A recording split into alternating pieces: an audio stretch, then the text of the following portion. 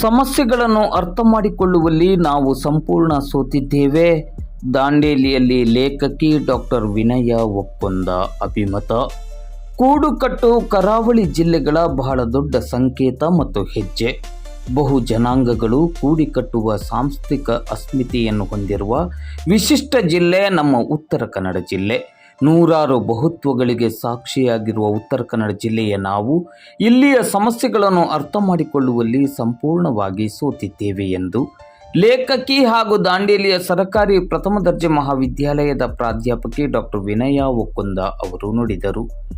ಅವರು ದಾಂಡೇಲಿ ನಗರದ ಹಳೆ ನಗರಸಭೆಯ ಮೈದಾನದಲ್ಲಿ ನಡೆಯುತ್ತಿರುವ ಜಿಲ್ಲಾ ಕನ್ನಡ ಸಾಹಿತ್ಯ ಸಮ್ಮೇಳನದಲ್ಲಿ ಸೋಮವಾರ ಬೆಳಗ್ಗೆ 10:30 ಗಂಟೆ ಸುಮಾರಿಗೆ ನಡೆದ ನನ್ನ ಉತ್ತರ ಕನ್ನಡ ಕಾಲು ಶತಮಾನದ ನಡಿಗೆ ಎಂಬ ವಿಚಾರಗೋಷ್ಠಿಯ ಅಧ್ಯಕ್ಷತೆಯನ್ನು ವಹಿಸಿ ಮಾತನಾಡುತ್ತಿದ್ದರು. ಕಾಡು ಮತ್ತು ಕಡಲು ಎರಡನ್ನೂ ಹೊಂದಿರುವ ಜಿಲ್ಲೆಯಾದ ಉತ್ತರ ಕನ್ನಡ ಜಿಲ್ಲೆಯಲ್ಲಿ ಪರಿಸರ ಮತ್ತು ಅಭಿವೃದ್ಧಿಯ ನಡುವೆ ಹೊಂದಾಣಿಕೆ ಇಲ್ಲದ ಜ್ಞಾನದ ಯೋಜನೆಗಳಿಂದಾಗಿ ಜಿಲ್ಲೆಯ ಸಾಂಸ್ಕೃತಿಕ ಹಾಗೂ ಜಾನಪದ ಬದುಕಿನ ಮೇಲೆ ವ್ಯಾಪಕ ಪರಿಣಾಮ ಬೀರತೊಡಗಿದೆ.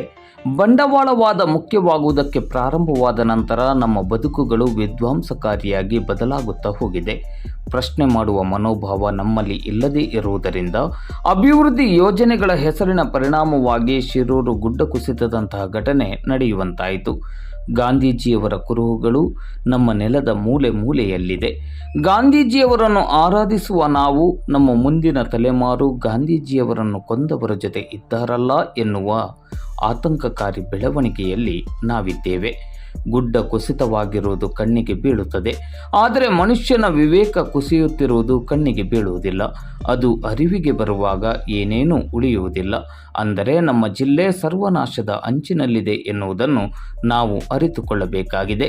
ಸ್ಥಳೀಯ ಚಿಂತನೆಗಳನ್ನು ಮತ್ತು ಕೌಶಲ್ಯಗಳನ್ನು ರೂಪಿಸಿಕೊಳ್ಳಬೇಕಾಗಿದೆ. ಇಲ್ಲದೆ ಹೋದಲ್ಲಿ ನಾಳೆ ಎನ್ನುವುದು ಬತ್ತಿ ಹೋಗಲಿದೆ, ಉತ್ಸಾಹ ಕಳೆದುಕೊಳ್ಳಲಿದ್ದೇವೆ.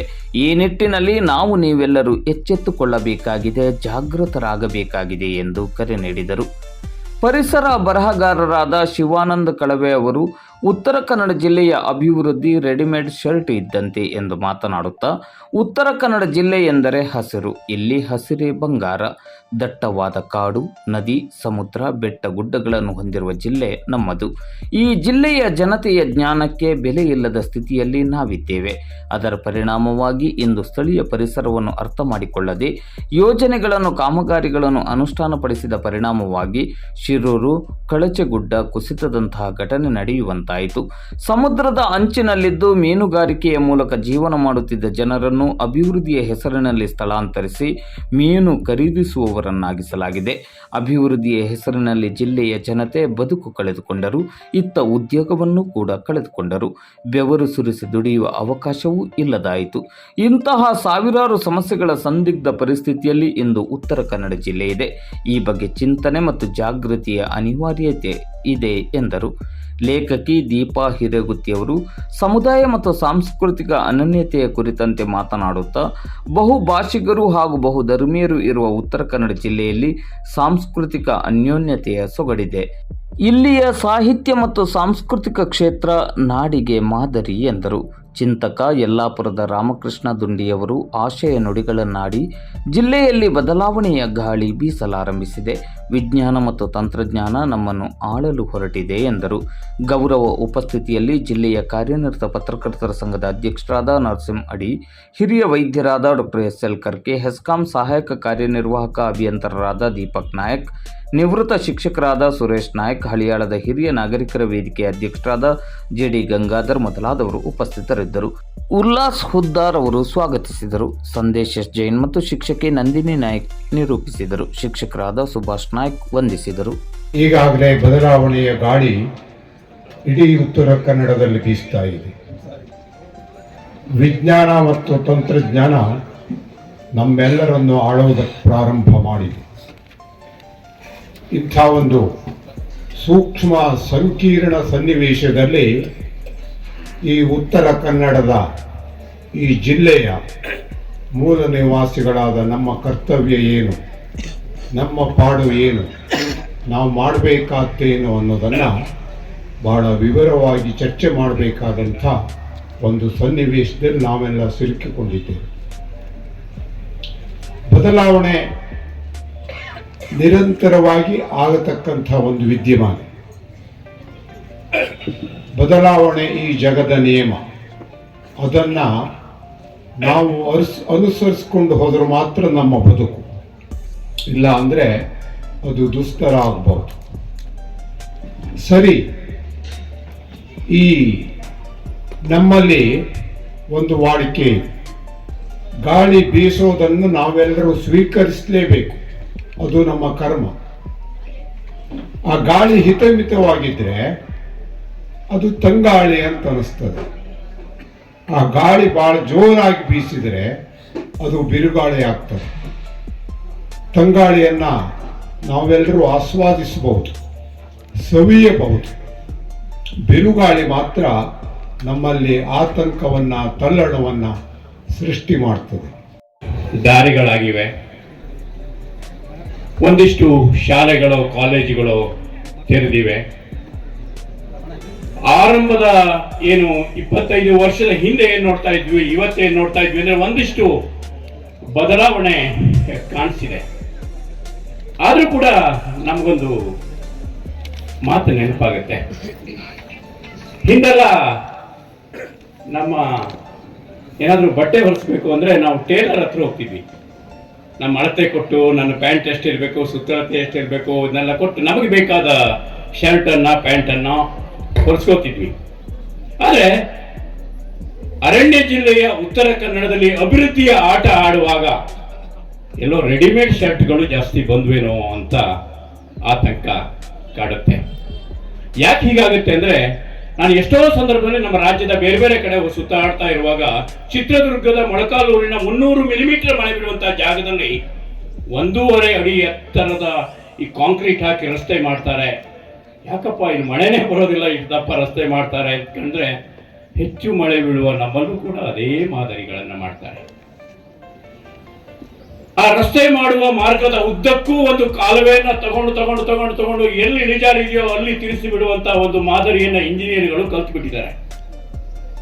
ಉತ್ತರ ಕನ್ನಡದಲ್ಲಿ ರಸ್ತೆ ಮಾಡುವವರು ಕೂಡ ಹಾಗೆ ಮಾಡ್ತಾ ಹೋಗಿ ಕಳಚೆಯ ಗುಡ್ಡಗಳು ಎಲ್ಲೋ ಕುಸಿದಿರೋದಕ್ಕೆ ಕಾರಣಗಳು ಗೊತ್ತಾಗ್ತವೆ.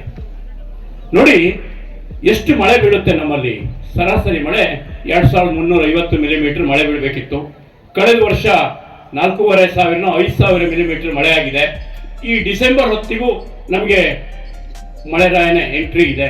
ಅಂದ್ರೆ ಪರಿಸರದ ಒಂದಿಷ್ಟು ಬದಲಾವಣೆಗಳಾಗಿರೋ ಹೊತ್ತಿನಲ್ಲಿ ಈ ಪರಿಸರವನ್ನು ಅರ್ಥ ಮಾಡಿಕೊಳ್ಳುವಲ್ಲಿ ನಮ್ಮ ಇಂಜಿನಿಯರಿಂಗು, ಈ ಜ್ಞಾನವೋ, ನಮ್ಮ ಕಲಿಕೆಯೋ ಎಲ್ಲೋ ಹಳಿ ತಪ್ಪಿದೆ ಅಥವಾ ಹದ ತಪ್ಪಿದೆ ಅನ್ನೋದಕ್ಕೆ ಸಾಕ್ಷ್ಯಗಳು ಆಗಲೇ ಪ್ರಸ್ತಾಪಿಸಿದ ಹಾಗೆ ತುಂಡಿ ಭಟ್ರು ಅದು ಶಿರೂರು ಗುಡ್ಡದಲ್ಲಿ, ಶರಾವತಿ ಕಣಿವೆಯಲ್ಲಿ, ಯಲ್ಲಾಪುರದ ಕಳಚೆಯಲ್ಲಿ, ಹೀಗೆ 10 ಕಡೆ ನಮಗೆ ಆ ದೃಶ್ಯಗಳು ಕಾಣ್ತವೆ. ನಾವು ಯಾವಾಗಲೂ ಹೇಳ್ತೀವಿ ಉತ್ತರ ಕನ್ನಡ ಸಾಕಷ್ಟು ಅಭಿವೃದ್ಧಿಯ ಬದಲಾವಣೆಗಳಿಗೆ ಏನೇನು ಅವಕಾಶಗಳಿದೆ. ಇಲ್ಲಿಂದು ಗ್ರೀನೇ ಗೋಲ್ಡ್, ಹಸಿರೇ ನಮಗೆ ಬಂಗಾರ. ಇಲ್ಲಿನ ನದಿ ತೊರೆಗಳು ಸಾಕಷ್ಟು ಅವಕಾಶಗಳನ್ನು ಸೃಷ್ಟಿಸಿದೆ. ಕರಾವಳಿಯ ಮೀನುಗಾರಿಕೆ, ಆ ರಂಪಣಿ ಬಲೆ ಇದ್ದಾಗ ಕಿಲೋಮೀಟರ್ ಗಟ್ಟಲೆ ಉದ್ದದ ಬಲೆ ಎಂದು 100 ಮೀನುಗಾರರು ಅದರಲ್ಲಿ ಭಾಗವಹಿಸಿ ಅವತ್ತು ಮೀನುಗಾರ್ತಿಯ ಕೊರಳಲ್ಲಿ ಬಂಗಾರದ ಸರ ಬಂತು ಅನ್ನೋದನ್ನ ಮೀನುಗಾರರು ಹೇಳೋದನ್ನ ಕೇಳಿದ್ದೀವಿ. ಏನಾತಪ್ಪ ಯಾಂತ್ರೀಕೃತ ಬೋಟ್ ಬಂದಾಗ ಅಂತ ಕೇಳಿದಾಗ, ಏನಾಗಿಲ್ಲ ಸರ್, ನಮ್ಮ ಕುಮಟಾದಲ್ಲಿ ಮೀನುಗಾರರ ಭಾಷೆ ಬದಲಾಗಿದೆ, ಬಿಹಾರಿಗಳು ಬಂದ್ಬಿಟ್ಟಿದ್ದಾರೆ ಅಂತಾರೆ. ನಮ್ಮ ಉತ್ತರ ಕನ್ನಡದಲ್ಲಿ ಯಾಕೆ ಹೀಗಾಗ್ತಾ ಇದೆ? ಇಷ್ಟೆಲ್ಲ ಜನ ಇದೆ, ಉದ್ಯೋಗ ಇಲ್ಲ, ಎಲ್ಲ ಹೇಳ್ತೀವಿ. ಕರಾವಳಿಯಲ್ಲಿ ಏನಾಗಿದೆ ಹಾಗಾದ್ರೆ? ಒಂದೊಳ್ಳೆ ಉದಾಹರಣೆ ಅಂತಂದ್ರೆ ಅಂಕೋಲಾದ ಕೇಣಿ ಉದಾಹರಣೆ ಕೊಡ್ಬೇಕು. ಕಲ್ಕತ್ತಾದ, ಮುಂಬೈದೋ ಸ್ವೀಟ್ ತಯಾರಕ ಏನಾದ್ರು ಬೇಕು, ಅವನಿಗೆ ಗೇರು ಬೀಜ ಬೇಕು ಅಂದ್ರೆ ಆ ಕೇಣಿಯಲ್ಲಿ ಕೈಯಲ್ಲಿ ಸುರಿತಾರಲ್ಲ ಮಹಿಳೆಯರು, 500-600 ಮಹಿಳೆಯರು, ಆ ಗೇರು ಬೀಜ ಪಾರ್ಸಲ್ ಆಗಿ ಅಲ್ಲಿಗೆ ಹೋಗ್ತಿತ್ತು.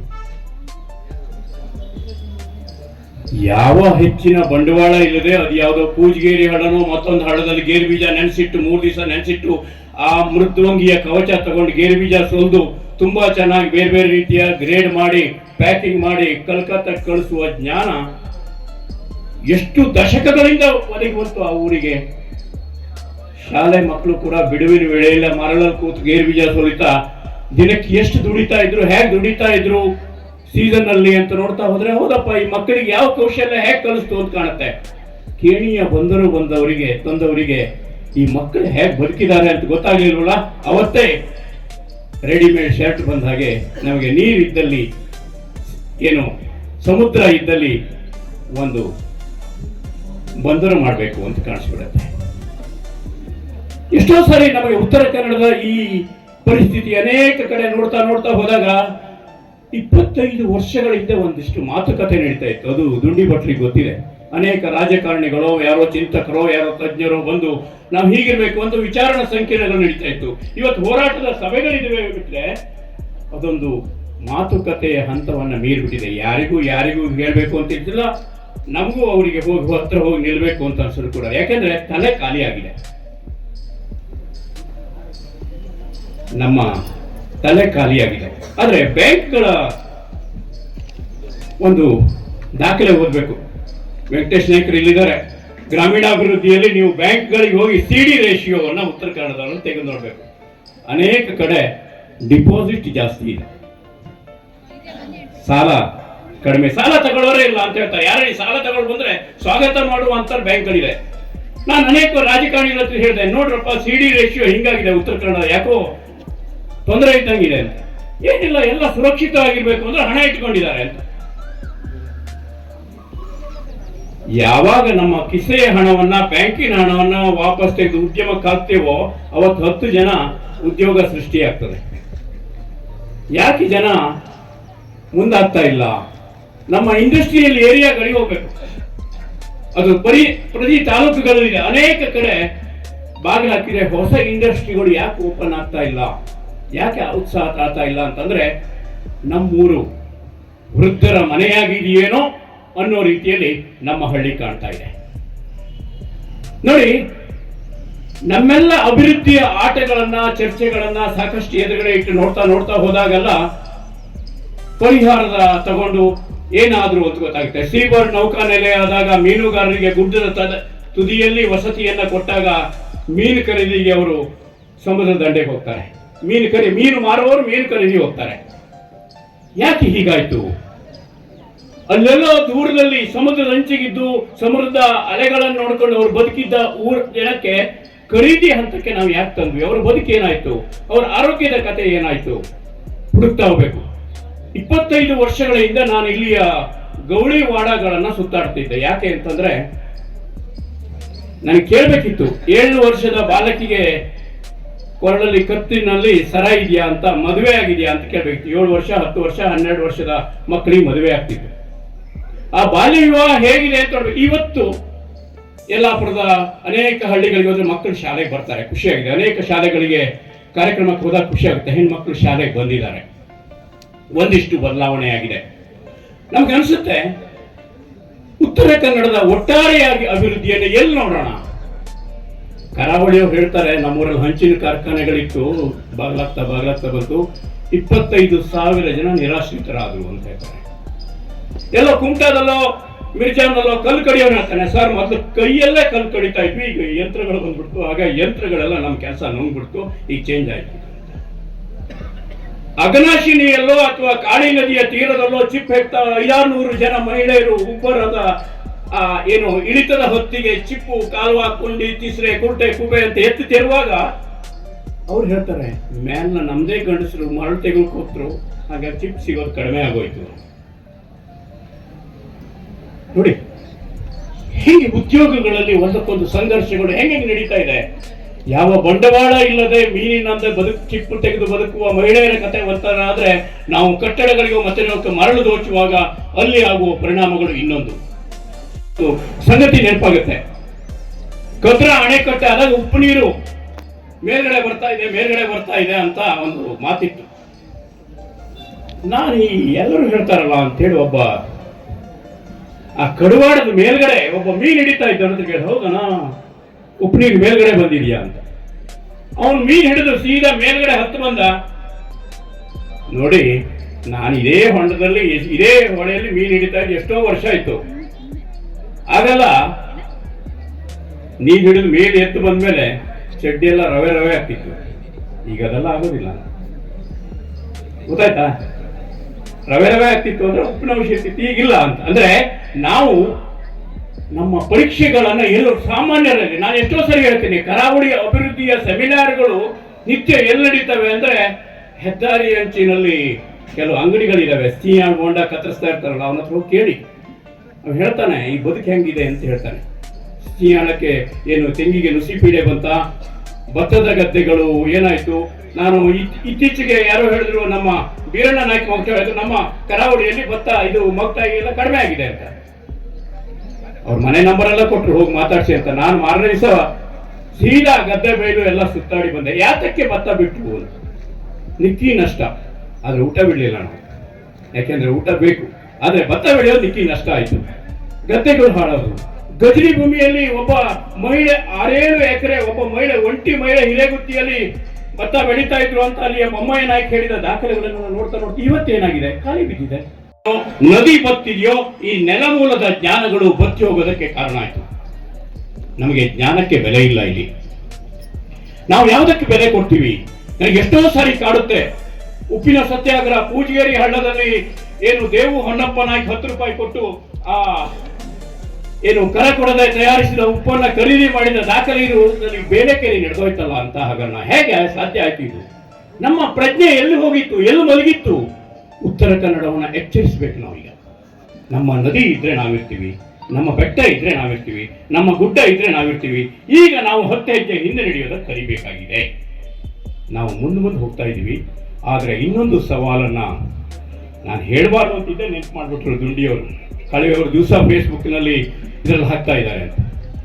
ಕೃಷಿಯ ಬದಲಾವಣೆಗಳಾಗ್ತಾ ಇದೆ. ಕೃಷಿ ಅನ್ನೋದು ಭಾರತದಲ್ಲೇನು ಇಡೀ ಏನು ಜಗತ್ತಿನಲ್ಲೇ ಬಹಳಷ್ಟು ಇರ್ಲಿಕ್ಕಿಲ್ಲ.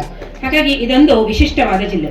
ಆಮೇಲೆ ಇಲ್ಲಿ ಅತಿ ಹೆಚ್ಚಿನ ಭಾಷೆಗಳನ್ನ ನಮ್ಮ ಜಿಲ್ಲೆಯಲ್ಲಿ ಮಾತಾಡ್ತಾರೆ. ಕನ್ನಡ, ಕೊಂಕಣಿ, ಉರ್ದು, ಮರಾಠಿ ಇವು ಮುಖ್ಯ ಭಾಷೆಗಳಾದ್ರೆ ನಾನು ಲಿಸ್ಟ್ ಮಾಡ್ಕೊಂಡು ಬಂದೆ ಎಷ್ಟು ಭಾಷೆಗಳನ್ನ ಮಾತಾಡ್ತಾರೆ ಅಂತ. ತಮಿಳು, ತೆಲುಗು, ಮಲಯಾಳಂ, ತುಳು, ರಾಜಸ್ಥಾನಿ, ಕೊಡವ, ಹಿಂದಿ, ಗುಜರಾತಿ, ಸಿಂಧಿ, ನೇಪಾಳಿ, ಬಂಗಾಳಿ, ಪಂಜಾಬಿ, ಒರಿಯಾ, ಪರ್ಷಿಯನ್. ಅಂದ್ರೆ ಉತ್ತರ ಕನ್ನಡ ಅನ್ನೋದು ಭಾಷಾ ವೈವಿಧ್ಯತೆಯ ದೃಷ್ಟಿಯಿಂದ ಒಂದು ಮಿನಿ ಭಾರತ ಅಂತ ಹೇಳ್ಬೋದು. ಅಂದ್ರೆ ಇಲ್ಲಿಯ ಸಮುದಾಯ ಮತ್ತು ಸಾಂಸ್ಕೃತಿಕ ಒಂದು ಅನನ್ಯತೆ ಬಗ್ಗೆ ಮಾತಾಡ್ಬೇಕಾದ್ರೆ ಇವೆಲ್ಲ ಬರುತ್ತೆ. ಒಂದೇ ಆಗಿ ಬೆಳೆಯತಕ್ಕಂತ ಅದ್ಭುತವಾದಂತಹ ಕಾಡದು. ಎಲ್ಲವನ್ನ ಒಳಗೊಳ್ಳುವ ಗುಣ, ಎಲ್ಲವನ್ನು ತನ್ನದು ಅಂತ ತನ್ನ ಮಡಿಲಿಗೆ ತೆಗೆದುಕೊಳ್ಳುವ ಒಂದು ವಿವೇಕ ಪ್ರಜ್ಞೆ ಮನುಷ್ಯ ಕುಲದಲ್ಲಿ ಒಂದು ದೊಡ್ಡ ರೂಪಕ ಅಂದ್ರೆ ಅದು ಕಾಡು. ಇನ್ನೊಂದು ಕಡಲು. ನದಿ ಬರಲಿ, ಹಳ್ಳ ಬರಲಿ, ಕೊಳ್ಳ ಬರಲಿ, ಯಾವ ನೀರೇ ಬರಲಿ, ಅದು ಕಡಲನ್ನ ಸೇರಿ ಕಡಲೇ ಆಗತ್ತೆ. ಈ ಕೂಡು ಕಟ್ಟು ಇದೆಯಲ್ಲ, ಇದು ನಮ್ಮ ಕರಾವಳಿ ಜಿಲ್ಲೆಗಳ ಬಹಳ ದೊಡ್ಡ ಸಂಕೇತ. ನಮ್ಮ ಕರಾವಳಿ ಜಿಲ್ಲೆಗಳ ಬಹಳ ದೊಡ್ಡ ಅದ್ಭುತವಾದಂತಹ ಒಂದು ಹೆಜ್ಜೆ ಅನ್ನೋದನ್ನ ನಾವು ಗಮನಿಸ್ಕೊಳ್ಬೇಕು. ಉತ್ತರ ಕನ್ನಡ ಜಿಲ್ಲೆ ಅಂತ ಅನ್ನುವಾಗ ನನಗೆ ನೆನಪಾಗ್ತಾ ಇರೋದು, ಯಾವುದನ್ನ ನಾವು ಇತಿಹಾಸದ ಪುಸ್ತಕದೊಳಗೆ ಪ್ರಥಮ ಸ್ವಾತಂತ್ರ್ಯ ಸಂಗ್ರಾಮ ಅಂತ ಕಟ್ಕೊಂಡು, ಬಹುಶಃ ನಮ್ಗೆ ಇವತ್ತು ಉಳ್ಳಾಲದ ದರ್ಗ ಇದೆಯಲ್ಲ, ಅದು ಕರ್ನಾಟಕದ ಪ್ರೇಕ್ಷಣೀಯ ಅಷ್ಟೇ ಅಲ್ಲ, ಪೂಜನೀಯ ಸ್ಥಳಗಳಲ್ಲಿ ಒಂದಾಗಬೇಕು. ಕರ್ನಾಟಕದ ಅತ್ಯಂತ ಮಹತ್ವದ ಸ್ಥಳ ಯಾವುದಾದ್ರೂ ಇದ್ರೆ ಅದು ಉಳ್ಳಾಲದ ದರ್ಗ. ಯಾಕೆ ಅಂತಂದ್ರೆ ಅವತ್ತು ಆ ರಾಣಿ ಅಪ್ಪಕ್ಕನನ್ನ ತಮ್ಮ ದರ್ಗಾದ ಒಳಗಿಟ್ಟು ಕಾಪಾಡಿಕೊಂಡಂತವರು ಅಲ್ಲಿಯ ಮಾಪಿಳ್ಳೆಗಳು, ಅಲ್ಲಿಯ ಮಾಪಿಳ್ಳೆ ಸೈನ್ಯ. ಅದು ಎಂತ ದೊಡ್ಡ ಹೋರಾಟ ನೆನಪಿಸಿಕೊಂಡ್ರೆ ಇವತ್ತಿಗೂ ಕೂಡ ಮನಸ್ಸು ರೋಮಾಂಚನಗೊಳ್ಳುತ್ತೆ. ಅವಳ ಅಜ್ಜಿ ರಾಣಿ ಚೆನ್ನಭೈರಾದೇವಿ 50 ವರ್ಷಗಳ ಸುದೀರ್ಘ ಕಾಲ ಆಳ್ವಿಕೆ ಮಾಡಿದ ಮಹಾಮಂಡಲೇಶ್ವರಿ ರಾಣಿ ಚೆನ್ನಭೈರಾದೇವಿ ಇಡೀ ಉತ್ತರ ಕನ್ನಡ ಜಿಲ್ಲೆಯನ್ನ ಕಾಳು ಮೆಣಸಿನ ಕಣಜವನ್ನಾಗಿ ಮಾಡಿರ್ತಕ್ಕಂತಹ ರಾಣಿ ಚೆನ್ನಭೈರಾದೇವಿ. ಇದು ನಮ್ಮ ಪರಂಪರೆ, ಇದು ನಮ್ಮ ನೆಲ, ಇದು ನಮ್ಮ ಅಸ್ಮಿತೆ, ಇದು ನಮ್ಮ ಚಹರೆ. ನಮಗೆ ಪಂಪನು ನಮ್ಮವನು, ಅಲ್ಲಮನು ನಮ್ಮವನು, ನಮಗೆ ಪದ್ಮಶ್ರೀ ಸುಕ್ರಿ ಗೌಡ ನಮ್ಮವರು, ಪದ್ಮಶ್ರೀ ತುಳಸಿ ಗೌಡ ನಮ್ಮವರು.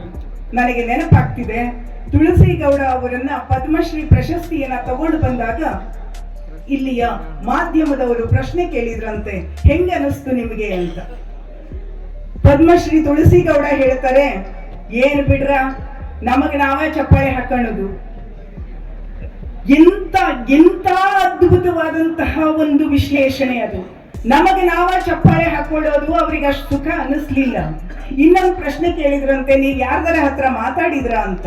ತುಳಸಿ ಗೌಡ ಹೇಳಿದ್ರಂತೆ, ಹೋಗ್ರ ಅಲ್ಲಿ ಯಾರಿಗೂ ಕನ್ನಡನೇ ಬರುತ್ತಲ್ಲ. ತುಳಸಿಗೌಡ ಅವರ ಪ್ರಕಾರ, ಸುಗ್ರೀಗೌಡ ಅವರ ಪ್ರಕಾರ, ನಮ್ಮ ಕುವೆಂಪು ಹೇಳ್ತಾರಲ್ಲ, ಕನ್ನಡ ಜಗತ್ತಿನ ಭಾಷೆ, ವಿಶ್ವ ಕನ್ನಡ ಅದು. ಎಲ್ಲೆಲ್ಲಿ ಕನ್ನಡಕ್ಕೆ ಭೌಗೋಳಿಕವಾದಂತಹ ಚದುರ ಮೈಲಿಗಳಿಂದ ಅಳಿಬೇಡಿ, ಕನ್ನಡವನ್ನ ಅಲ್ಲಿಯ ಜನರ ಸಾಂಸ್ಕೃತಿಕ ಬೇರುಗಳಿಂದ ಅಳಿಯಿರಿ ಅನ್ನುವಂತ ಮಾತನ್ನ ಬಹಳ ಅದ್ಭುತವಾಗಿ ಬದುಕಿರ್ತಕ್ಕಂಥ ಅನಕ್ಷರಸ್ಥ ತಾಯಂದಿರು ಕಟ್ಟಿರುವ ನಾಡು ಈ ಉತ್ತರ ಕನ್ನಡ ಜಿಲ್ಲೆ. ನನಗೆ ನೆನಪಾಗ್ತಿದೆ, ಸೂರ್ವೆ ತೀರ್ವೆ ಕೊಡೋದಿಲ್ಲ ಅಂತ ಘೋಷಣೆ ಮಾಡಿದ ದೇಶದ ಸ್ವಾತಂತ್ರ್ಯ ಹೋರಾಟದಲ್ಲಿ ಕರ ನಿರಾಕರಣೆ ಚಳುವಳಿಯ ಮೊದಲ ಹೆಜ್ಜೆಯನ್ನ ಇಟ್ಟಂತ ಪುಟ್ಟ ಹಳ್ಳಿ ಅದು ನಮ್ಮ ಉತ್ತರ ಕನ್ನಡ ಜಿಲ್ಲೆಯ ಸೂರ್ವೆ. ಅಲ್ಲಿಯ ಕಳಸದ ಗುಡಿಯ ಎದುರಿಗೆ ಎಲ್ಲ ಜಾತಿಯ ಹೆಣ್ಣು ಮಕ್ಕಳು ಚಪ್ರ ಹಾಕಿಕೊಂಡು 1 ವರ್ಷದ 1 ತಿಂಗಳ 9 ದಿನ ಬದುಕುತ್ತಾರೆ ಅನ್ನೋದಿದೆಯಲ್ಲ. ಎಲ್ಲ ಗಂಡಸರನ್ನ ಬ್ರಿಟಿಷರು ಅರೆಸ್ಟ್ ಮಾಡಿದ್ರು ಕೂಡ ಕಂಬಾರರು, ಕುಂಬಾರರು, ನಾಡವರು, ದೀವರು ಎಲ್ಲ ಜಾತಿಗಳ ಜನ ಒಟ್ಟಾಗಿ ಒಂದು ಚಪ್ಪರದ ಕೆಳಗೆ ಕಾಡಿನಿಂದ ಸೊಪ್ಪು ಸದೆಯನ್ನ ತಿಂದು ಊಟ ಮಾಡಿಕೊಂಡು ತಮ್ಮ ಮಕ್ಕಳು ಮರಿಗಳನ್ನ ಬೆಳೆಸ್ಕೊಂಡು ಬದುಕಿದ ದಾಖಲೆ ಇದೆಯಲ್ಲ. ಈಗ ಅನ್ನಿಸ್ತಿದೆ ಏನಾಗಿದೆ ನಮಗೆ? ಇದೇ ಪ್ರಶ್ನೆಯನ್ನ ಇವತ್ತು ಮಾತಾಡಿದ ಇಬ್ಬರು ಕೂಡ ಪ್ರಶ್ನೆ ಮಾಡಿದ್ರು ಅವರವರ ರೀತಿಯೊಳಗೆ. ಏನಾಗಿದೆ ನಮಗೇನಾಗಿದೆ? ಹಿಚ್ಕಡದ ಕಾಣಿ ಬೊಮ್ಮಕ್ಕ, ಇಂಗ್ಲಿಷ್ ಅಲ್ಲ ಶಾಲೆಯ ಕಟ್ಟೆಯನ್ನೇ ಹತ್ತದೇ ಇದ್ದಂತಹ ನಮ್ಮ ಕಾಣಿ ಬೊಮ್ಮಕ್ಕ, ಅಲ್ಲಿಯ ಬ್ರಿಟಿಷ್ ಗವರ್ನರ್ ಕುದುರೆಯ ಮೇಲೆ ಬಂದಾಗ ಕಸಬರಿಗೆ ಹಿಡಿಕೊಂಡು ಗಂಗಾವಳಿ ನದಿಯ ತೀರದವರೆಗೆ ಬೆನ್ನಟ್ಟಿ ಗೋ ಬ್ಯಾಕ್ ಅಂತ ಕೂಗಿದಂತ ಘಟನೆ ಇದೆಯಲ್ಲ. ಆ ನೆಲದಿಂದ, ರಕ್ತದಿಂದ, ಆ ಪರಂಪರೆಯಿಂದ ಬಂದವರು ನಾವು. ಇವತ್ತೇನಾಗಿದ್ದೀವಿ? ಗಾಂಧೀಜಿಯ ಕುರುಹುಗಳು ನಮ್ಮ ನೆಲದ ಮೂಲೆಗಳಲ್ಲಿದ್ದಾವೆ. ನಮ್ಮ ಬಾಸ್ಕೋಡಿಗೆ ಬನ್ನಿ, ಅಲ್ಲಿ ಗಾಂಧಿ ಬಂದಿದ್ರು ಅಂತಾರೆ. ಗಾಂಧಿ ಬಂದಿರಲಿಲ್ಲ. ಗಾಂಧಿಯ ಮರಣದ ನಂತರ ಗಾಂಧಿಯ ಸ್ಮಾರಕವಾಗಿ ಕಟ್ಟಿದಂತ ಗಾಂಧಿ ಗುಡಿ ಇದೆ. ನಮ್ಮ ಎಷ್ಟೋ ಜನರ ಮನೆಯ ಬಾಗಿಲಿಗೆ ಗಾಂಧೀಜಿಯ ಚಿತ್ರವನ್ನ ಕೊರದಂತಹ ಬಾಗಿಲುಗಳಿದ್ದಾವೆ. ಇವತ್ತು ನಮ್ಮ ಮುಂದಿನ ತಲೆಮಾರು ಗಾಂಧಿ ಕೊಂದವರ ಜೊತೆಗಿದ್ದಾರೆ ಅನ್ನೋದಿದೆಯಲ್ಲ, ನಾವು ಮರಳಿ ಯೋಚನೆ ಮಾಡಿಕೊಳ್ಳಬೇಕಾದಂತ ಅತ್ಯಂತ ಅನಿವಾರ್ಯವಾದ ಕ್ಷಣದಲ್ಲಿದ್ದೇವೆ. ಅತ್ಯಂತ ಅಂಚಿನಲ್ಲಿದ್ದೇವೆ. ಗುಡ್ಡ ಕುಸಿದದ್ದು ಕಣ್ಣಿಗೆ ಬೀಳತ್ತೆ, ಮನುಷ್ಯನ ವಿವೇಕ ಕುಸಿಯತ್ತಲ್ಲ, ಅದು ಕಣ್ಣಿಗೆ ಬೀಳೋದಿಲ್ಲ. ಅದು ಅರಿವಿಗೆ ಬಂದಾಗ ನಮಗೆ ಅರಿವಿಗೆ ತಂದುಕೊಳ್ಳೋದಕ್ಕೆ ಏನೇನೂ ಉಳಿದಿರೋದಿಲ್ಲ. ಆ ಸರ್ವನಾಶದ ಅಂಚಿನ ಕಡೆಗೆ ನನ್ನ ಉತ್ತರ ಕನ್ನಡ ಜಿಲ್ಲೆ ಚಲಿಸ್ತಾ ಇದೆಯಾ ಅನ್ನುವಂತ ಆತಂಕ ನನ್ನೊಬ್ಬಳದೇ ಅಲ್ಲ, ಇಲ್ಲಿ ಕೂತಿರುವ ನಿಮ್ಮೆಲ್ಲರ ಎದೆಯೊಳಗೂ ಇದೆ ಅನ್ನುವಂತ ಧೈರ್ಯದಿಂದಲೇ ನಾನು ಈ ಮಾತನ್ನ ಆಡ್ತಾ ಇದ್ದೀನಿ. ನನ್ನ ಉತ್ತರ ಕನ್ನಡ ನೂರಾರು ಬಹುತ್ವದ ಉದಾಹರಣೆಗಳಿದಾವೆ ನಮ್ಮಲ್ಲಿ. ನಾವು ಕಟ್ಟಿಕೊಂಡಂತಹ ಒಂದೊಂದು ಕಲೆಗಳು ನೋಡಿ, ಅದು ಏಕಾಂಗಿ ಕಲೆಗಳಲ್ಲ. ನಮ್ಮ ಯಕ್ಷಗಾನ, ನಮ್ಮ ಗುಮಟೆ ಪಂಗ, ನಮ್ಮ ತಾರ್ಲೆ ಕುಣಿತ ಎಲ್ಲವೂ ಸಮುದಾಯ ಕಲೆಗಳು, ಎಲ್ಲವೂ ಮೇಳ ಕಲೆಗಳು. ಒಬ್ಬನು ಬಾರಿಸಬೇಕು, ಒಬ್ಬನು ಕುಣಿಬೇಕು, ಅರ್ಥ ಹೇಳಬೇಕು. ಒಬ್ಬರಿಲ್ಲದೆ ಇನ್ನೊಬ್ಬರಿರೋದಕ್ಕೆ ಸಾಧ್ಯನೇ ಇಲ್ಲ. ಇದು ನಮ್ಮ ಸಂಸ್ಕೃತಿ, ನಮ್ಮ ಬದುಕು, ನಾವು ಬದುಕಿದ ವಿವೇಚನೆ.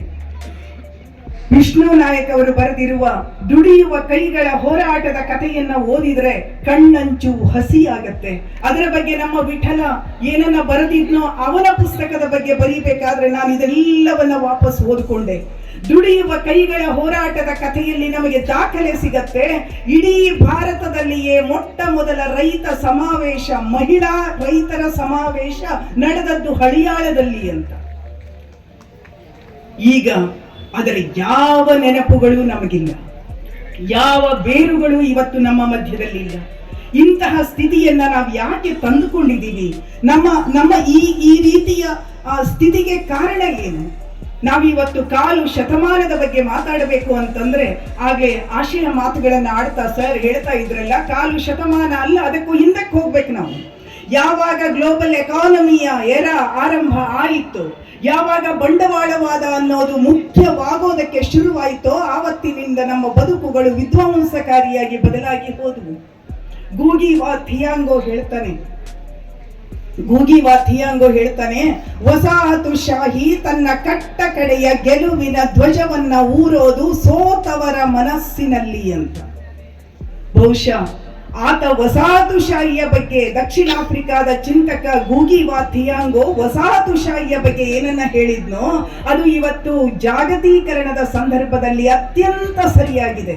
ನಾವೆಲ್ಲ ನಮ್ಮ ಮನಸ್ಸಿನಲ್ಲಿ ಊರಿಕೊಂಡಿರುವ ಧ್ವಜ ಯಾರದು ಅಂತಂದ್ರೆ, ಯಾವುದು ಶ್ರೇಷ್ಠ ಅಂತ ನಾವು ತಿಳ್ಕೊಂಡಿದೀವಿ ಅಂತಂದ್ರೆ, ಯಾರು ನಮ್ಮನ್ನ ಆಳ್ತಿದಾರೋ, ಯಾರು ನಮ್ಮನ್ನ ಧ್ವಂಸ ಮಾಡ್ತಿದಾರೋ, ಯಾರು ನಮ್ಮನ್ನ ಗುಲಾಮರನ್ನಾಗಿಸಿದ್ದಾರೋ ಅವರ ನೀತಿ ನಿಯಮಗಳು.